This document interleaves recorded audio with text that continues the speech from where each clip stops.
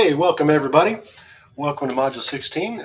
Today we're going to take a look at the first real battle of the Civil War, and hopefully you're going to see what it taught both the North and the South and average civilians like you and I about a modern war. So with that in mind, a bit of a review first.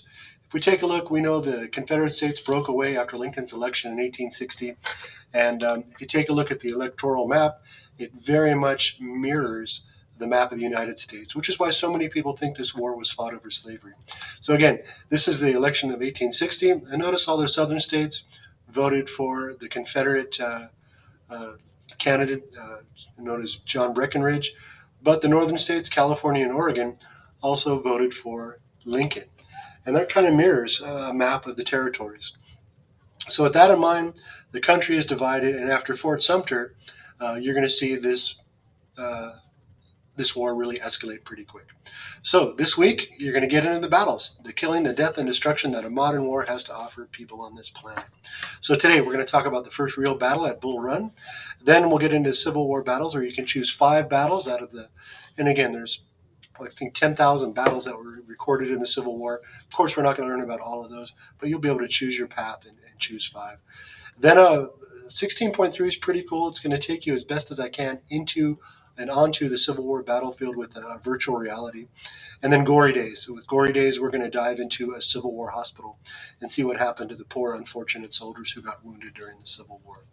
So with that, North versus South, the war is on, and the country is at stake. Our very future is going to be decided. Now, when we take a look at the advantages of the North, and you guys did this in the last module, you'll see that the North has just about everything they needed to fight this war. More people, bigger army, more iron, more access to bullets and weapons. They got food and farms and industry, resources, railroads, and land. But despite all that, they did not have what the South had. And today, the Southern advantage will be revealed. Now, after Fort Sumter, Lincoln started raising troops throughout the Union, and thousands upon thousands of young men volunteered to save the country. And they're first going to meet at the Battle of Bull Run. Now, when I was a youngster, just learning about the Civil War, and what comes to mind when I think of the Battle of Bull Run, I'm thinking about this picture here. A bull running through a battlefield. Well, nothing could be further from the truth. This battle gets its name because of a small creek that runs through the battle, and you're going to see that prominently during today's lesson. So the Battle of Bull Run is really named after Bull Run Creek, and it's also known as Manassas Junction. The Southerners called it that because of a railroad station that was nearby. Either way, let me ask you this. Now, if we were in a live class, I would start a poll, and I would know the answer to this one because whenever there's a fight at school, everybody runs to see that fight. And the Civil War was no different. Lots and lots of civilians wanted to see the Union end this war quickly. And both sides, even the Confederates, thought that this war would not last very long. And with these thousands of troops preparing in Washington, D.C., you'll notice that there was a lot of onlookers. On the bottom of this painting, you can see people like you and I who are ready to see the excitement. And a lot of people wanted to watch a battle, and a lot of people would dress up in their Sunday's best, and they packed a lunch, and they followed the troops out to watch a battle. Now, the Union troops were led by this handsome fellow. His name is General Irvin McDowell. He's got 35,000 soldiers, but they're not really prepared. He's under pressure from Lincoln to end this war, and even though his soldiers are not ready on July 21st, they're going to leave the capital city, and they expect it to be in Richmond, Virginia, the capital of the Confederacy, and the war would be over in just a few days. And they were followed by a lot of people like this. This is a primary source photograph of some of the citizens of Washington, D.C. who followed the army. They packed a picnic lunch and they wanted to watch this battle. Unfortunately for them, you notice this map. Here is Washington, D.C. Here's the Battle of Bull Run. And about 90 miles to the south is Richmond, Virginia, the capital of the Confederacy. And they hoped they would be there in just a few days. But not so fast, say the Confederates. This guy, his name is Pierre G.T. Beauregard, is in control of 22,000 troops. Smaller force, but they are in a defensive position. Remember, the Confederates have the home field advantage, and it's up to the Union troops to march into the Confederate territory and force them to surrender. And things are not going to go too well for the Union because of Pierre G.T. Beauregard and some of the other generals, most notable Stonewall Jackson at the First Battle of Bull Run. So again, we're going to be at Bull Run. just about 20 miles outside the capital, and let's watch the battle unfold in this short little video.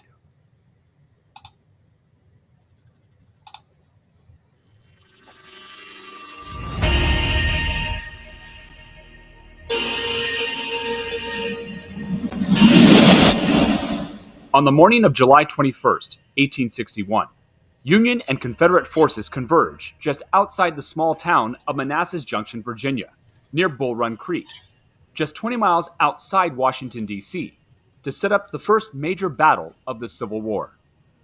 Thousands of civilians had traveled from Washington, D.C. to picnic on the grounds of the battlefield.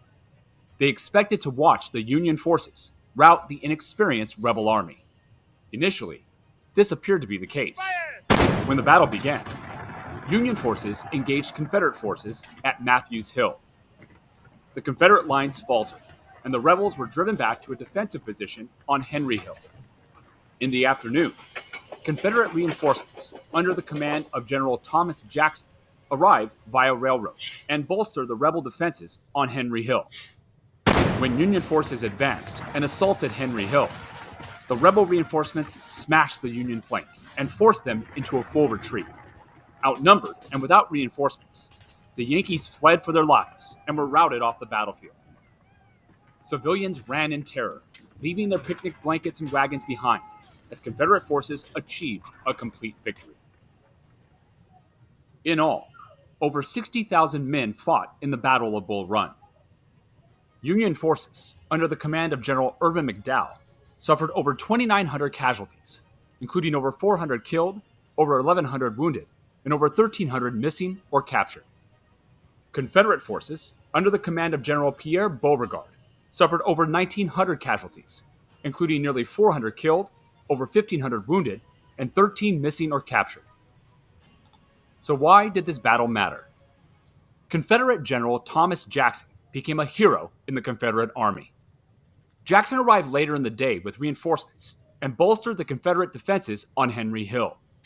Under heavy Union assault, Jackson sat straight up in his horse, unaffected by the bullets and gunfire around him.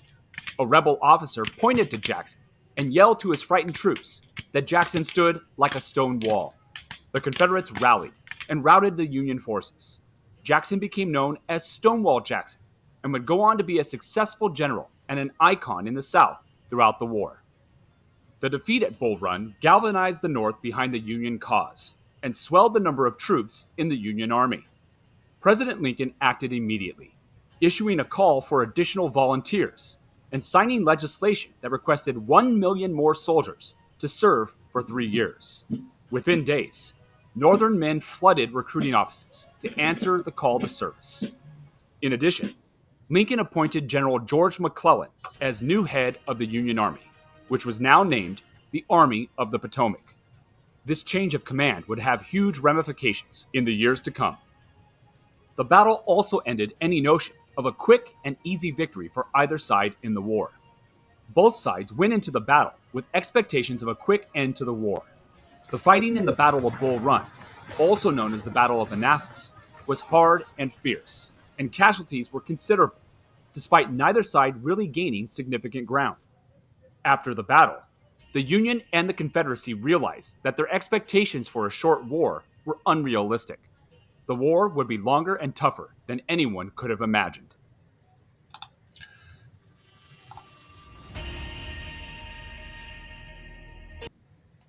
All right, so it did show the Union and the Confederacy that this was going to be a long war, but it also showed civilians that it's really not safe to watch a modern war. Here is an old video, vintage. I think it was created when I was in elementary school, but it really shows what happens when people watch a modern war. So after watching this, I'm wondering if you would still turn out to watch a Civil War battle. It's just a short video.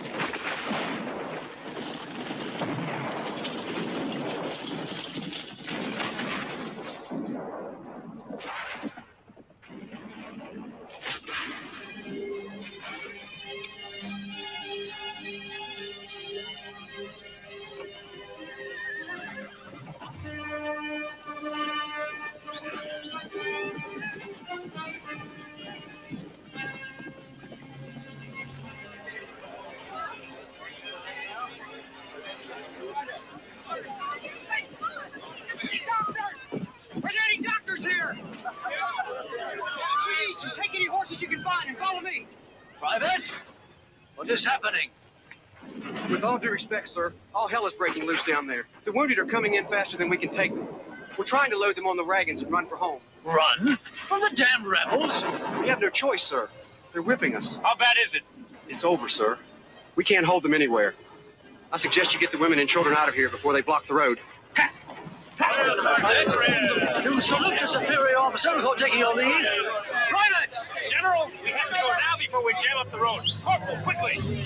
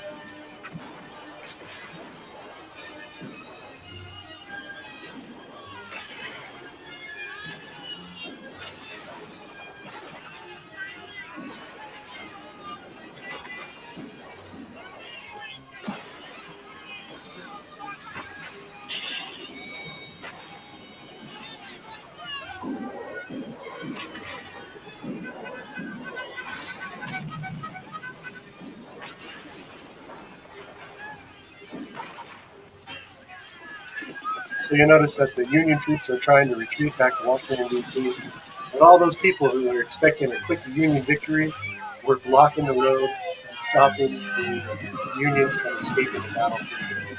And civilians now became part of the battlefield. So in a traditional war, people might turn out to watch the excitement of the fight, but in a modern war, first off, there's really no such thing as a battlefield because we are all living in a battlefield on a modern war. So I think you guys get the idea. But there's the bridge that they were trying to get over, known as Bull Run Creek, and that bridge was destroyed as the civilians were trying to escape. Now, the videos together show us what the Northerners had, and that is superior military leadership. So, with that, it bears mentioning that we talk about Thomas Jackson, who's going to get the nickname Thomas Stonewall Jackson. And it was mentioned in the first video, but I wanted to show you this little clip, a dramatic effect, and pretty high quality with some CGI effects to really bring you into the Civil War.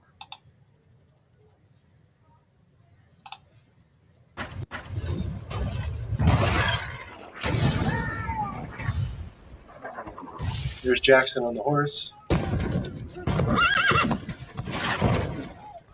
General, our line on Matthews Hill is broken. They are beating us back. Well then, General, we must give them the bayonet. First Brigade, move up to a position just below the crest of the hill. And stay low!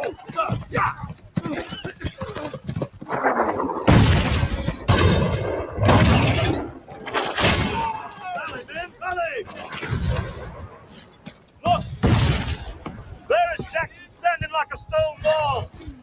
Let us determine to die here today, and we will conquer! Rally behind the Virginians! Thomas? All right. So, and Jackson, he's what the South had and the North didn't. The Confederates had all the best generals. And Lincoln, it's going to take 4 years for him to find a general that can lead his army to victory. And despite all the advantages that you learned about in the last module, the Southerners are going to be victorious. So the Bull Run, the results of the battle, a surprising Confederate victory. I think that the Confederates were as surprised by their victory as the Union was by their defeat. And we'll look at a map in a second because the Confederates could have continued to Washington, D.C. But that showed everybody that this is going to be a long war ahead and that the Southerners were just better soldiers. And if you take a look at this map, notice the battle's about 20 miles out. A lot of historians wonder about this point. What would have happened if the Confederates chased the Union Army all the way back to D.C. and captured the capital city, perhaps capturing Lincoln? Could the war have ended on this day with a Confederate victory? And if the Confederates won, what does that mean about today? And again, a lot of times you look at history and you think, oh, it's hundreds of years ago. But if you think about it, this really is only about two people's lifetimes ago. 160 years, my friend. And I'm sure you can imagine, and you know that today it's possible to live to be 80. And if we go back 2 lifetimes ago, 160 years, that's where we are. And if the Confederates won, could slavery still exist today? Here's one filmmaker's idea about just that.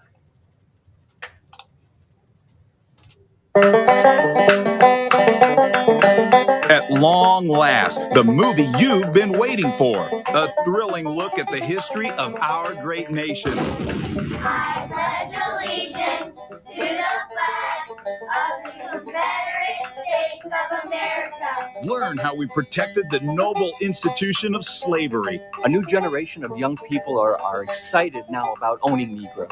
Watch subjugation at its finest and the master race rise to unprecedented heights.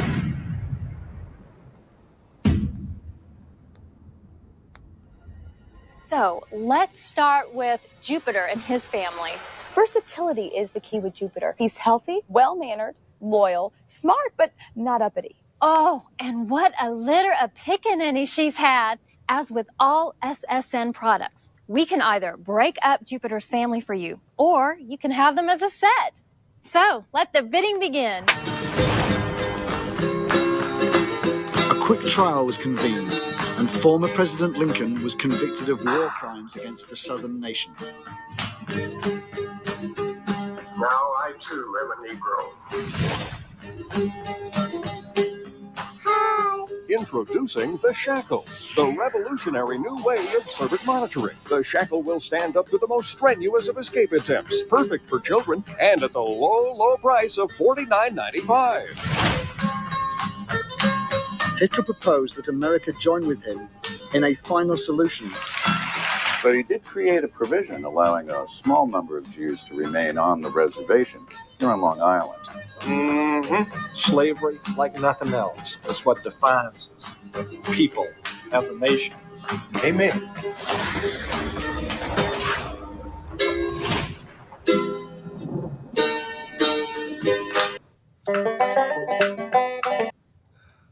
All right, that is an actual movie if you want to watch that. It's called The Confederate States of America, and I hope it offended you a little bit. But again, that's the question. What if the Confederates had gone to D.C. after the Battle of Bull Run and won the war with the Confederate victory? What if there was a Confederate States of America today? Could slavery still be part of the land of the free? Anyways, with that, I bid you farewell. That's what you have to think about today. But for 16.1, quick little reflection. What did people learn from the Battle of Bull Run? The Union, the Confederacy, and the American people. Are they going to be watching future battles? I certainly hope not. So with that, my friends, your week at a glance. You've got lessons learned from the Battle of Bull Run. That's this 18-minute video. Sorry, I went a little bit long. And then you got HyperDoc, choose 5 battles. And then the virtual reality. That's going to be cool. You're going to dig that. And as well as Gory Days. Give me a chance one more time to hear and read your creativity with a narrative from a Civil War hospital. All right, my friends. So with that, I shall see you on Thursday, and we'll dive into a Civil War hospital. Bye for now.